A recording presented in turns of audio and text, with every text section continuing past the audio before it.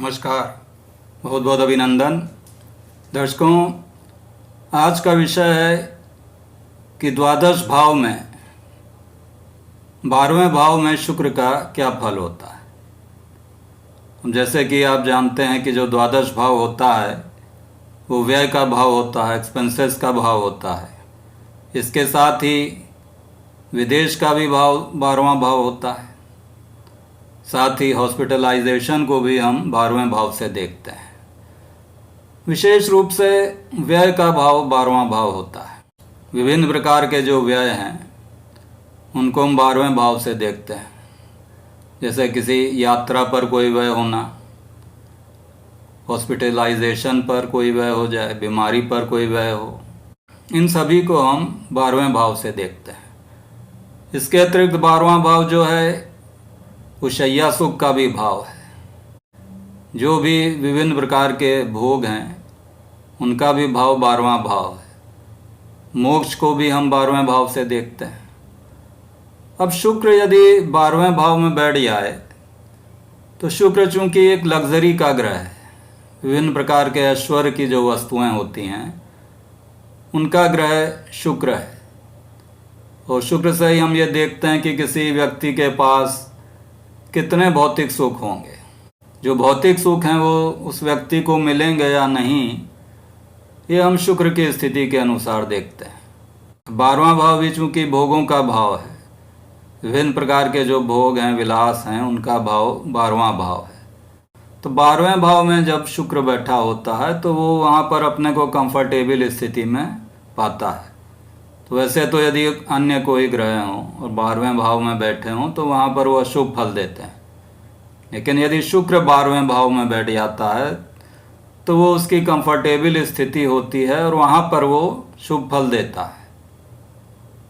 अब शुभ फल किस प्रकार का होगा कि व्यक्ति जो है वो भौतिक वस्तुओं पर धन को खर्च करेगा। विभिन्न प्रकार के जो लग्जरी आइटम हैं उन पर उसका व्यय होगा।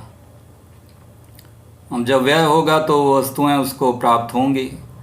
तो इस प्रकार 12वें भाव में जब शुक्र रहता है तो जातक को विभिन्न प्रकार की भौतिक वस्तुओं को देता है। अब शुक्र यदि 12वें भाव में है तो वो यदि अपनी मित्र की राशि में हो या अपनी खुद की राशि में हो, उच्च राशि में हो, तब तो जो उसका फल होता है वो काफ़ी शुभ मिल जाता है। अब जैसे यहाँ पर वृश्चिक लग्न की कुंडली है तो यहाँ 12वें भाव में तुला राशि हुई। और तुला राशि में यदि शुक्र बैठा होगा, अर्थात अपनी राशि में बैठा होगा वृश्चिक लग्न की कुंडली में, तो यहाँ पर शुक्र सप्तम भाव का स्वामी बनता है। अब चूंकि सप्तम भाव का स्वामी होने के कारण शुक्र विवाह भाव का स्वामी बन गया। और वैसे भी शुक्र जो है वो दाम्पत्य सुख का कारक ग्रह है। तो यदि वृश्चिक लग्न की कुंडली में शुक्र 12वें भाव में बैठा होगा अपनी राशि में तुला में, तो यहाँ पर यह दिखाएगा कि जो सप्तम भाव से संबंधित फल हैं वो उसको शुभ फल मिलेंगे। अर्थात जो पत्नी होगी या पति होगा उसका स्टेटस अच्छा होगा, अच्छी नौकरी उसको मिल सकती है, प्रोफेशन उसका अच्छा होगा, उसकी आर्थिक स्थिति अच्छी होगी, भौतिक सुख उसके पास होंगे। लेकिन चूंकि 12वां भाव एक अशुभ भाव है और सप्तम भाव से भी छठा भाव है, यदि हम सप्तम भाव से गिनेंगे तो सप्तम भाव से जो छठा भाव होगा वो 12वां भाव आता है। तो यहाँ पर वृश्चिक लग्न की कुंडली में यदि शुक्र 12वें भाव में बैठा होगा तो स्पाउस तो उसका धनी होगा, भौतिक सुख संपन्न होगा। लेकिन यहाँ पर उस जातक को अपने पति या पत्नी से किसी प्रकार की उदासीनता का सामना करना पड़ेगा, या जो वो सुख चाहता है तो उससे नहीं मिल पाएगा। तो इस प्रकार यदि अपनी खुद की राशि में बैठा हो या उच्च राशि में बैठा हो शुक्र, तो वहाँ वो शुभ फल देता है। अब इसमें हमको ये भी देखना पड़ेगा कि शुक्र किस ग्रह के द्वारा दृष्ट है। यदि शुभ ग्रह के द्वारा दृष्ट है, जैसे वृश्चिक लग्न की कुंडली है तो उसमें बृहस्पति एक शुभ ग्रह बनता है। तो यदि वृश्चिक लग्न की कुंडली में शुक्र जो 12वें भाव में बैठा अगर बृहस्पति के द्वारा देखा जाए तो यहाँ पर शुक्र काफ़ी शुभ फल देगा। और इसके विपरीत यदि शुक्र किसी अशुभ ग्रह के द्वारा देखा जाता है और वो उस लग्न में अशुभ ग्रह बनता है, अकारक ग्रह बनता है और उसके द्वारा शुक्र देखा जाता है, तो वहाँ पर शुक्र का जो फल होगा वो अशुभ हो जाएगा। अब यह अशुभ फल इस प्रकार से भी हो सकता है कि शुक्र चूंकि व्यय भाव में बैठा है तो वहाँ पर वो अत्यधिक व्यय करे, खर्चे पर उसका कोई कंट्रोल ना हो, जो उसके खर्चे हों वो अनैतिक काम में भी हो सकते हैं। यदि शुक्र पीड़ित हो जाए किसी प्रकार, किसी पाप ग्रह के साथ बैठ जाए 12वें भाव में, या अकारक ग्रह के साथ बैठ जाए, जो कोई ग्रह अकारक भी हो साथ में पापी भी हो, ऐसे ग्रह के साथ शुक्र बैठ जाए 12वें में, तो वहाँ पर वो अनैतिक कार्यों की तरफ भी जातक को अग्रसर कर देता है। चूँकि द्वादश भाव जो है वो विलासिता का भाव है, शैया सुख का भी भाव है, तो जो उसके संबंध होंगे वो अनैतिक संबंध भी हो सकते हैं।